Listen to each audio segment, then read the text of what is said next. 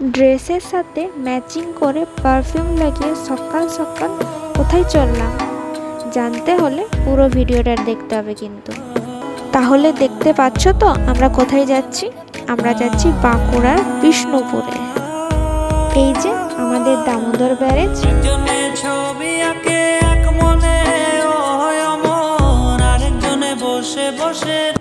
মেজিয়ায় এসেছি আর মালাই চাটা না খেলে হয়। হ্যাঁ মেজিয়ায় এসেছি, মালাই চাটা না খেলে হয়। ফুটি আবার শশলাইন খেয়ে দিয়েছি।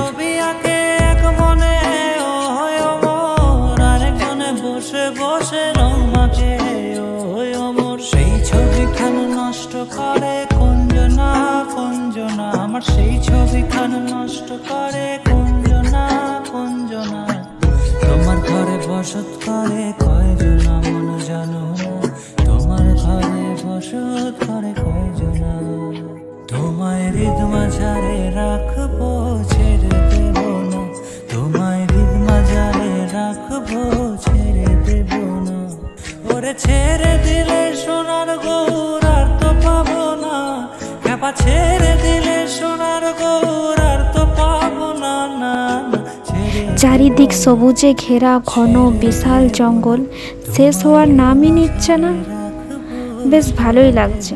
জঙ্গল, নদী আরও কত কিছু পেরিয়ে ফাইনালি আমরা পৌঁছালাম বিষ্ণুপুর। বিষ্ণুপুরে মা ছিন্নমস্তার মন্দিরে। এখানে আমরা পুজো দিলাম। মন্দিরের বাইরে কয়েকটা দোকানে পুজোর ডালা নিয়ে বসেছে, সেখান থেকেই পুজোর ডালা নিয়ে আমরা মন্দিরে পুজো দিলাম।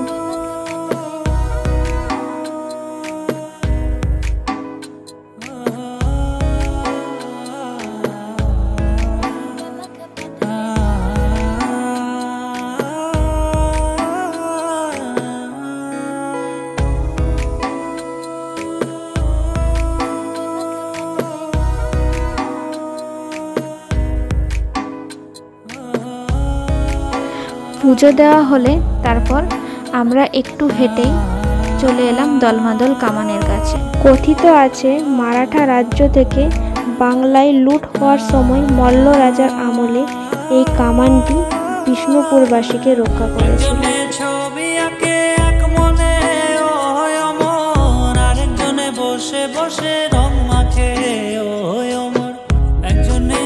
বিষ্ণুপুরের শ্রেষ্ঠ আকর্ষণীয় হচ্ছে এই রাসমঞ্চ, যেটি কিনা পিরামিড আকৃতির।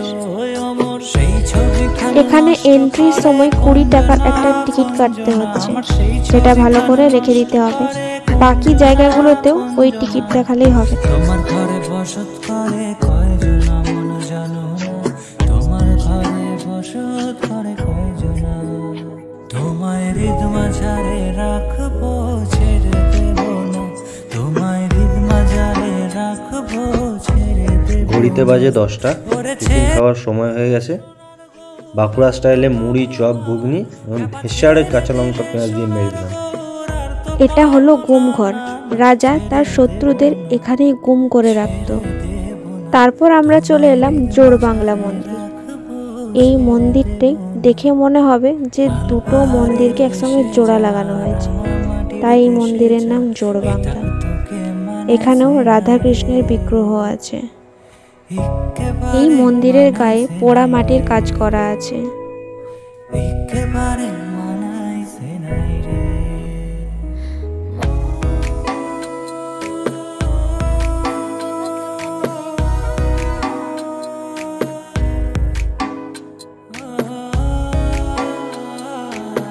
এরপর আমরা এলাম রাধাশ্যাম মন্দিরে।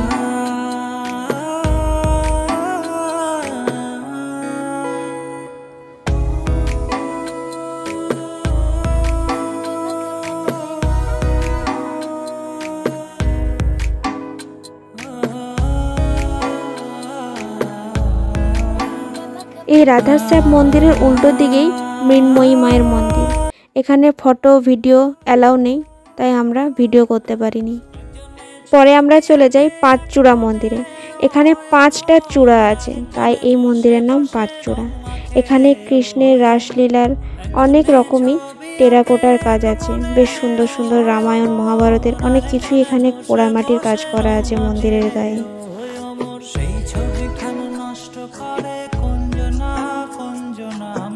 Main gate way of Bishnupur রাজদরবার, বড় পাথর দরজা বা দুর্গ বলাও চলে।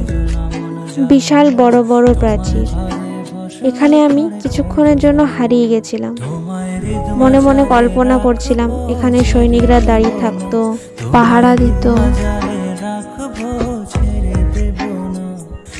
ছেড়ে দিলে সোনার গৌর আর তো পাবো না, খ্যাপা ছেড়ে দিলে সোনার গৌর আর তো পাবো না, না ছেড়ে দেব না, ছেড়ে দেব না, তোমায় হৃদ মাঝারে রাখবো, ছেড়ে দেব না। বড় পাথর দরজার সামনে ছোট পাথর দরজা, দুজনকেই দুই দিক থেকে দেখা যায়।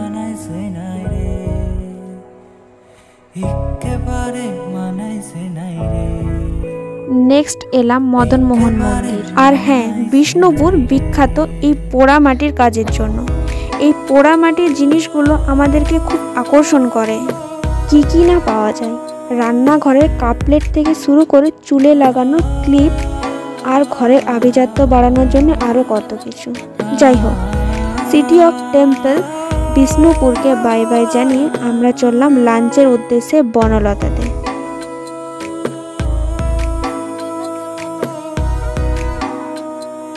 জয়পুর জঙ্গল চলে এসেছি, আর কিছুক্ষণ পরেই বনলতা পড়বে।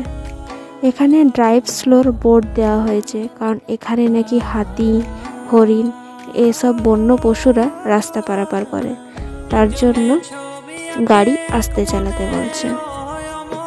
বাস দেখতে দেখতেই আমরা চলে এলাম বনলতা।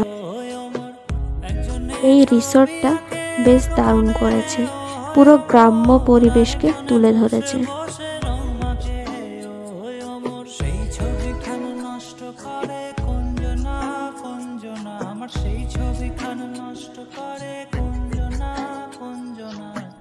তোমার ঘরে বসত করে কয়জনা মন জানো, তোমার ঘরে বসত করে কয়জনা, তোমায় হৃদ মাঝারে রাখবো, ছেড়ে দেব না, তোমায় হৃদ মাঝারে রাখবো, ছেড়ে দেব না।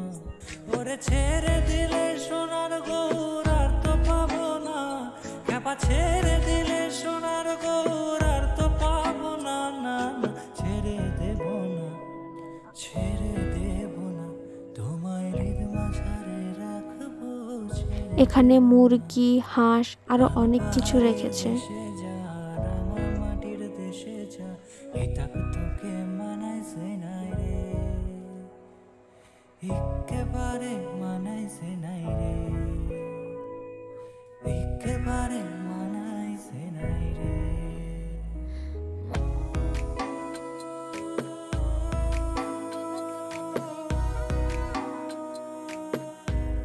আবার এখানে অনেক কিছু চাষ করে, সিজনাল যেসব সবজিগুলো হয় সেগুলো। আবার এই সবজিগুলো দিয়েই নাকি রান্নাও করে, সেই রান্নাই এখানে রেস্টুরেন্টে দেওয়া হয়। আবার এখানে মাটির বাড়িও আছে, যেখানে থাকার ব্যবস্থা আছে, তা আবার দোতলা, কোঠাপাড়া যেটা বলা হয় গ্রাম্য ভাষায়।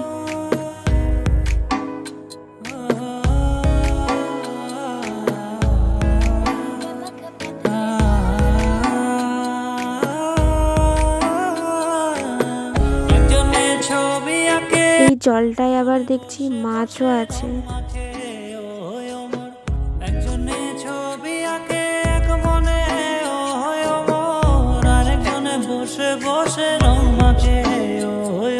সেই ছবিখান নষ্ট করে কুঞ্জনা, কুঞ্জনা আমার সেই ছবিখান নষ্ট করে কুঞ্জনা, কুঞ্জনা তোমার ঘরে বসত করে।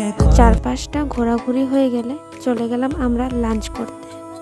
আমি লাঞ্চে নিয়েছিলাম ভেজ থালি আর তার সাথে চারাপোনা মাছের সর্ষে। ভেজ থালিতে ছিল আলু পোস্ত, শুক্তো, ভেন্ডি ভাজা, ডাল আর লেবু। এইখানের খাবারের এক অপূর্ব স্বাদ আছে, কিন্তু কাঁচা শালপাতার মধ্যে বেশ গরম গরম খাবারগুলো দিচ্ছে, জমে যাচ্ছে।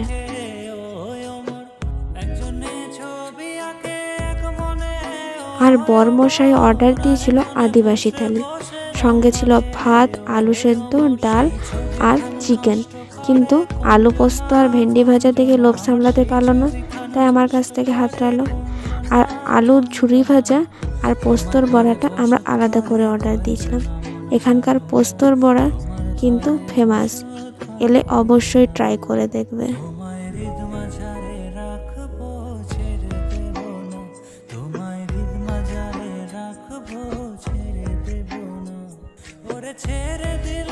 সারাদিন অনেক ঘুরে ঘুরে আমার খুব জোর খিদে পেয়ে গেছিল, তাই আমি আর ভিডিও করতে পারছিলাম না, আমি খেতেই ব্যস্ত ছিলাম। তাই উনি একটু আমার সঙ্গে মজা করছিল, আমি কেমনভাবে খাচ্ছি তার ভিডিও বানাচ্ছিল। এইবার বাড়ি যাবার পালা। বিষ্ণুপুর ঘুরতে এলে 1 রাত আর 2 দিন হলে খুব ভালো হয়, কারণ এখানে অনেক জায়গা আছে আরও দেখা। আমাদের দুর্গাপুর থেকে বিষ্ণুপুর বনলতা ঘুরতে টোটাল 400 টাকার তেল লেগেছিল, আর খাওয়া খরচা হয়েছিল 600 টাকা, আর 20 টাকার টিকিট কাটতে হয়েছিল। টোটাল হলো 1020 টাকা।